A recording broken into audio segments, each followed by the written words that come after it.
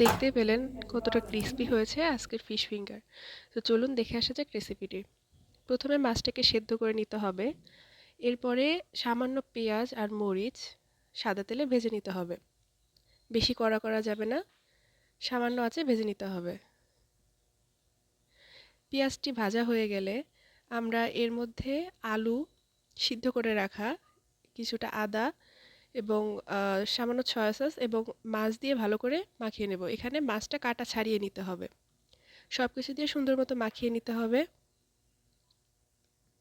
মাখানোর সময় খেয়াল রাখবেন যাতে কোনো দলা না থাকে।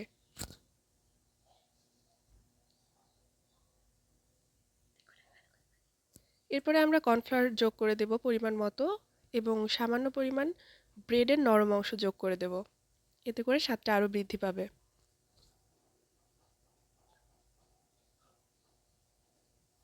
যতটা সম্ভব খুব মিহিভাবে মাখাতে হবে, তাহলে খেতে বেশি সুস্বাদু হবে।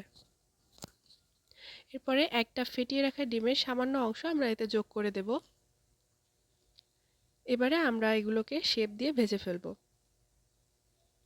তো এখানে আমরা হাতের সাহায্যে যে কোনো শেপ, তবে সবথেকে ভালো হয় লম্বা করে এভাবে দেখিয়ে দেওয়া পদ্ধতিতে করে নিলে। ঠিক এরকমভাবে আমাদেরকে করে নিতে হবে এক একটা শেপ, এবং এটাকে থালাতে রেখে দেওয়া যাবে না।